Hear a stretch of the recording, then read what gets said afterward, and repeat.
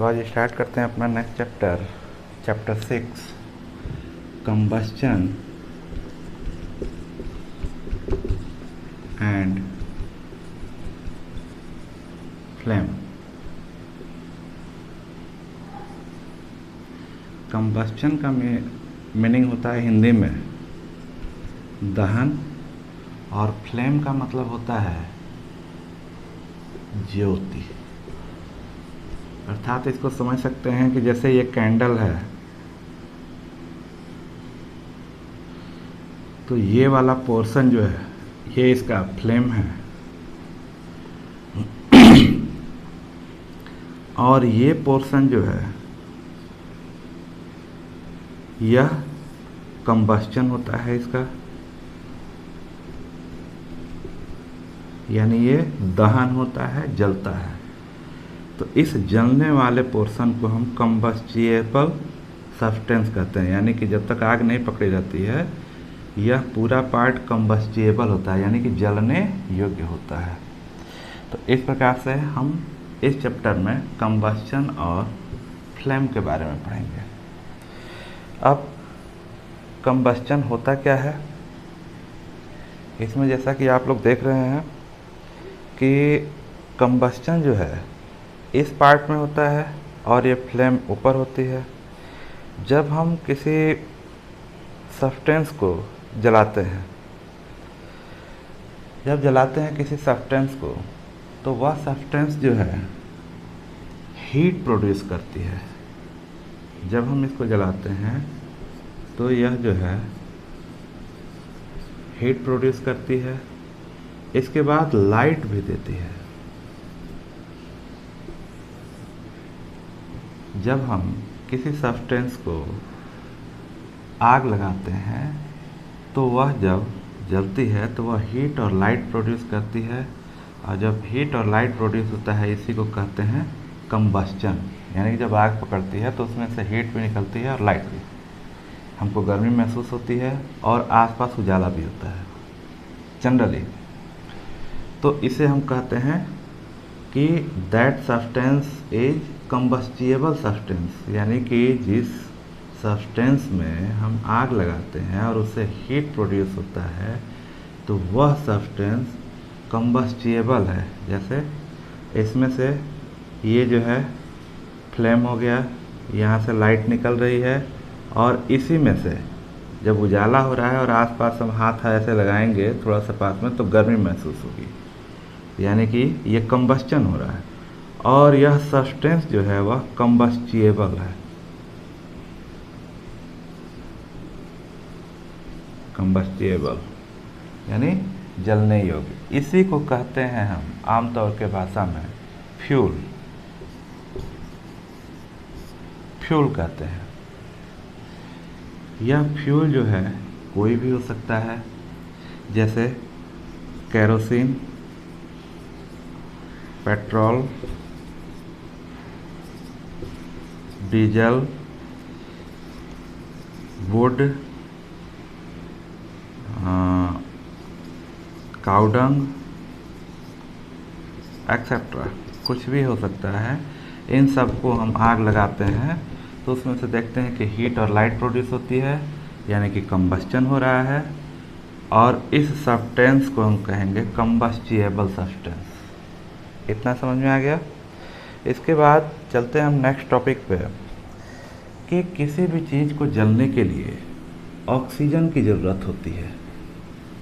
किसी भी चीज़ को जलने के लिए ऑक्सीजन की ज़रूरत होती है, और आप लोग हमेशा एक टेस्ट करते आए हैं,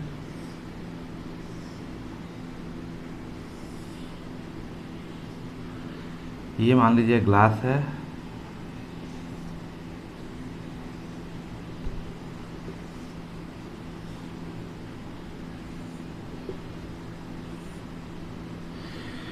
अब हम क्या करेंगे कि इस ग्लास में एक कैंडल जो है हम जलाएंगे। जब कैंडल जलाएंगे इस ग्लास में तो ये ऊपरी सिरा खुला हुआ है, खुले होने के कारण ये तो यहाँ पे कैंडल ठीक से जल रही है। अब हम दूसरा एक्टिविटी करेंगे, ये फर्स्ट है। सेकंड एक्टिविटी करेंगे कि इसी ग्लास को कैंडल को वहीं सरफेस पे रख के और ग्लास को उलट देंगे। थोड़ी देर ये देखेंगे कि कैंडल जल रही है और लास्ट में यह जो है कैंडल धीरे धीरे करके यह जो है एक तरह से ब्लैक फ्लैम देके यानी कि काला धुआं देके ये बंद हो गई। पहले में हम जलाए, ग्लास सीधी थी, ऊपर से एयर आ रही थी, वो जल रहा था। यानी कि ऐसे एयर का मतलब होता है ऐसे हम कमरे में जलाएं तो यह चारों ओर कमरे में भी एयर भरा हुआ है, लेकिन जब हम उसको उलट के भर दिए तो यह जो है इसके अंदर जितनी एयर है उसके हेल्प से ये जल रही है। और जब कुछ देर बाद एयर बिल्कुल ख़त्म हो गया, इसमें जल के समाप्त हो गया, तो यह जो है कैंडल बुझ गई। बुझते समय वो ब्लैक फ्लेम दे गई। इसका मतलब ये है कि ऑक्सीजन, अगर कहीं भी ऑक्सीजन की सप्लाई को हम बंद कर दें तो वहाँ पे जो आग लगी रहेगी वह बुझ जाएगी। यही चीज़ हम जैसे कई जगह किसी घर में आग पकड़ लिए या किसी के कपड़े में आग लग गई, वो कपड़ा पहना हुआ है तो हम तुरंत उसे मोटे कंबल से लपेट देते हैं ताकि बाहर से एयर का कांटेक्ट उसमें जा ही ना पाए, यानी ऑक्सीजन से उसका बिल्कुल जुड़ाव ना होने पाए और वह जो है आग बुझ जाए। यानी कि किसी भी चीज़ को जलने के लिए ऑक्सीजन ज़रूरी होता है। यह इस एक्टिविटी से प्रूफ हो गया। तो एक्टिविटी से प्रूफ हो गया, इसी का यूज हम डेली लाइफ में भी करते हैं। कहीं पे आग पकड़ लिया, कहीं पे ऐसा कुछ हो गया, जैसे सिलेंडर वगैरह आग पकड़ लेता है तो देखते हैं कि हम भीगा हुआ कपड़ा लेके पूरा रैप कर देते हैं एक ही बार। रैप करने से वो क्या होता है कि ऑक्सीजन का कांटेक्ट टूट जाता है।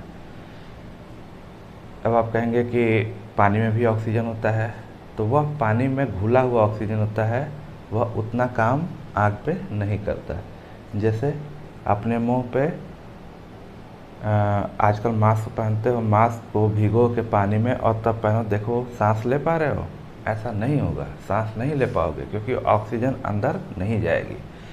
और हम जानते हैं इस एक्टिविटी द्वारा और भी कई एक्टिविटी द्वारा प्रूफ हो चुका है कि किसी भी चीज़ को जलने के लिए ऑक्सीजन की ज़रूरत पड़ती है।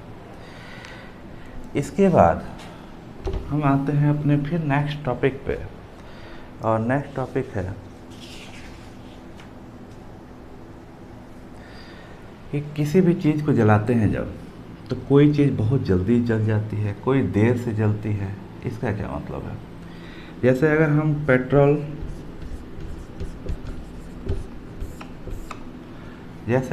पेट्रोल को जलाते हैं या फिर अगर हम केरोसिन को जलाते हैं तो पेट्रोल बहुत जल्दी आग पकड़ लेता है, या फिर केरोसिन या डीजल। लेकिन वहीं पे अगर हम एक वुड को जलाते हैं तो वुड जो है थोड़ी देर बाद आग पकड़ता है। ऐसा क्यों? ऐसा इसलिए होता है कि बहुत सारे सब्सटेंस ऐसे होते हैं कि वह बहुत कम समय में वह उस टेम्परेचर को प्राप्त कर लेते हैं जिस पे उनका कंबस्चन होने लगता है। यहाँ पे सारा खेल टेम्परेचर का है। बहुत सारी चीज़ें आप ऐसे देखते हैं, जैसे जंगलों में आग लगती है तो जंगलों में आग कोई लगाने नहीं जाता है, बहुत तेज़ हवाएं चलती है और उनकी ब्रांचेज, डालियाँ आपस में रगड़ती रहती हैं। रगड़ते रगड़ते रगड़ते जब दो ब्रांचेज जो हैं आपस में यहाँ पे रगड़ खाती है तो यह रगड़ते रगड़ते यहाँ पे एक ऐसा टेम्परेचर हो जाता है कि उसके बाद वहाँ से आग पकड़ लेती है, उसमें धुआं निकलने लगता है, उसके बाद आग पकड़ लेती है। या फिर आप देखते होंगे कि पत्थर को जब हम ज़ोर से मारते हैं एक दूसरे में, या फिर लोहे को बहुत तेज़ रगड़ा जाता है तो उसमें से चिंगारी निकलती है। तो वो तो एक दूसरी बात हो गई, लेकिन ऐसा करते करते पत्थर को रगड़ते रगड़ते उसमें हम आग लगाते थे, लेकिन वह भी कुछ देर रगड़ने पे। तो कहने का मतलब ये है कि एक ऐसा टेम्परेचर जिस पे किसी वस्तु में आग पकड़ ले वह उसका इग्निशन टेम्परेचर होता है। जब भी हमको लकड़ी जलानी होती है तो हम कहते हैं कि पहले उस पर केरोसिन डालो और तब जाके वो लकड़ी आग पकड़ेगी। यानी कि या फिर लकड़ी को जलाने के लिए छोटी मोटी लकड़ी हो तो पहले हम पेपर जलाते हैं, पेपर से फिर लकड़ी को जलाते हैं। यानी कि लकड़ी को जलाने के लिए हमें देर तक, मान लीजिए कि ये लकड़ी है छोटी सी, तो इसको जलाने के लिए 2-3 लकड़ियाँ हैं, इसको जलाने के लिए हमें देर तक थोड़ी हीट देनी होगी जो माचिस से संभव नहीं है, तो हम पेपर जला लेते हैं, पेपर को कुछ देर तक जलाए रखते हैं। यानी कि इसके उस टेम्परेचर तक पहुंचते हैं जिस टेम्परेचर पे ये आग पकड़ ले। तो ऐसा टेम्परेचर, जिस टेम्परेचर पे कोई वस्तु आग पकड़ लेती है वह उसका इग्निशन टेम्परेचर होता है।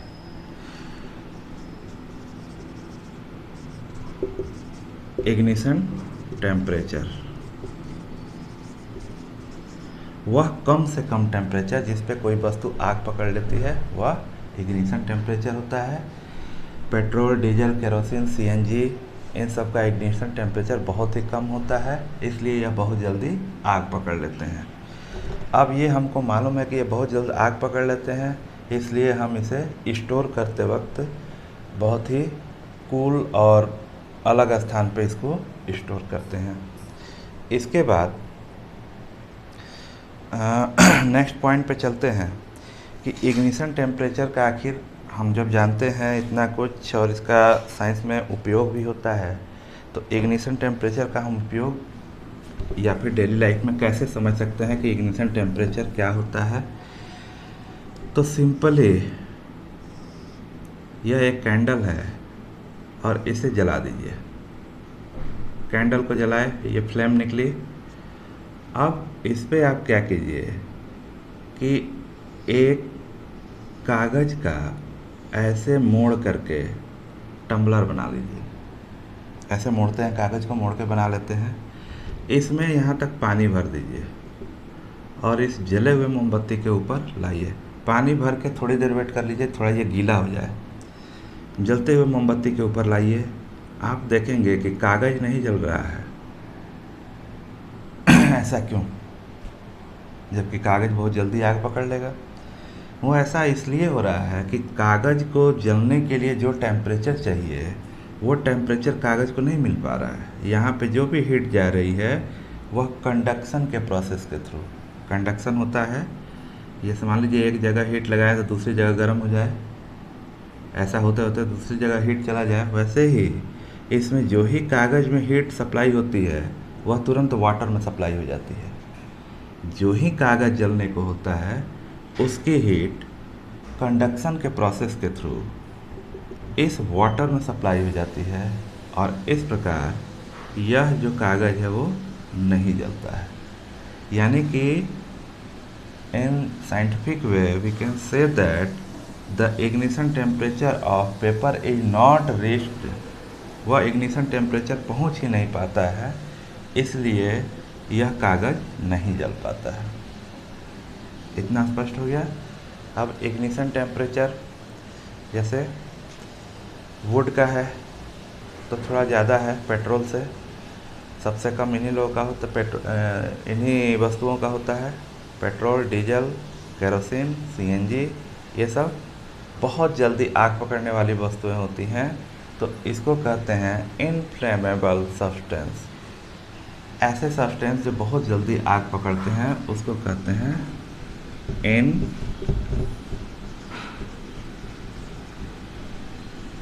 Inflammable substance. इसके बाद नेक्स्ट टॉपिक है how do we control fire. जैसे आप देखते हैं कहीं पे किसी घर में आग लगी है, तो किसी घर में आग लगी है, फायर ब्रिगेड को बुलाया जाता है। तो फायर ब्रिगेड को बुलाया जाता है, मान लीजिए कि ये बहुत बड़ा लकड़ी का ढेर लगा हुआ है, आग लग गई है इसमें। नॉर्मल हम लोग के बस की बात नहीं है इसको बुझाना, ये पूरा आग ऐसे जल रही है। फायर ब्रिगेड आता है तो सबसे पहले ये करता है, मान लीजिए कि ये इस सिरे में आग पकड़ी हुई है। फायर ब्रिगेड क्या करता है कि सबसे पहले हम यहाँ पे ये देखेंगे, यह जो है कंबस्टिबल सब्सटेंस है,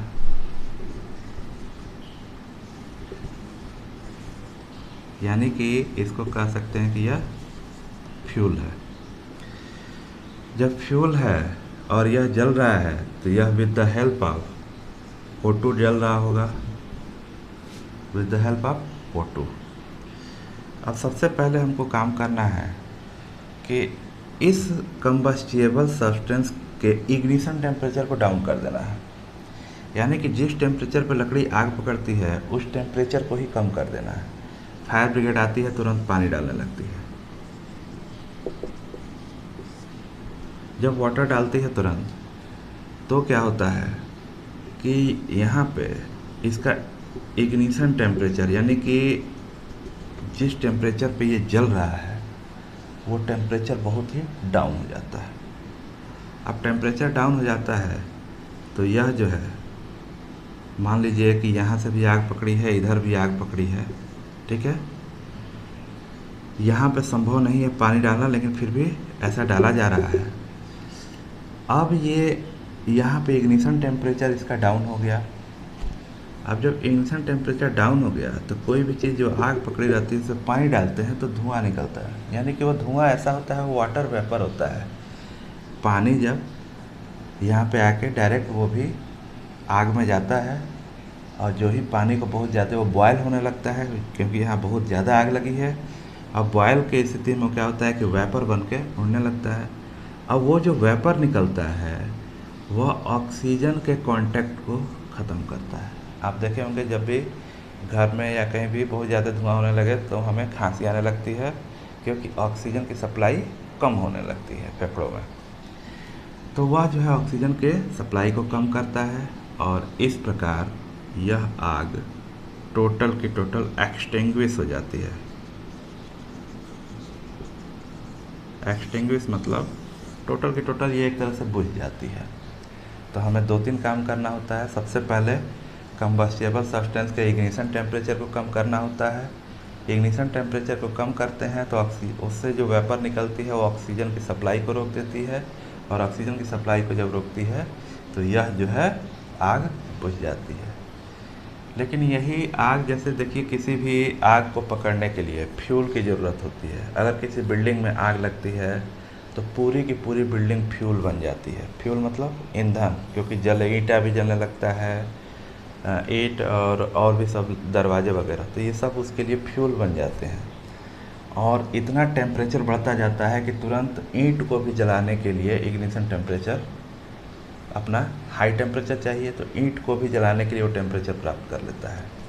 तो इस प्रकार कहीं भी आग वगैरह लगती है तो सबसे पहले हमें पढ़े लिखे होने के कारण उसके इग्निशन टेम्परेचर को समझना होता है कि किस टेम्परेचर पे वो आग लगी है और किस टेम्परेचर पे बुझ सकती है, उसको कम करना पड़ता है, आग स्वतः बुझ जाती है। इसके बाद कुछ एक सब्सटेंस ऐसे होते हैं या कुछ एक जगह ऐसे होती हैं जहाँ पे ये वाटर का यूज नहीं करते हैं, वहाँ पे हम सैंड और मिट्टी का यूज कर लेते हैं। क्योंकि जैसे इलेक्ट्रिक सप्लाई है, इलेक्ट्रिक सप्लाई में अगर वहाँ पे आग पकड़ लेती है तो हमारे घरों में जनरली फायर एक्सटिंग्विशर नहीं होता है, आग बुझाने वाला यंत्र, तो हम वहाँ पे मिट्टी, बालू, इन सब चीज़ों का प्रयोग करते हैं। क्योंकि वाटर का प्रयोग डायरेक्ट करेंगे तो हो सकता है कि करंट जो है और जगह कैरी कर जाए, तो इसलिए वहाँ पे सैंड और सॉइल का यूज करते हैं। इस प्रकार आज के लिए इतना ही, फिर नेक्स्ट वीडियो में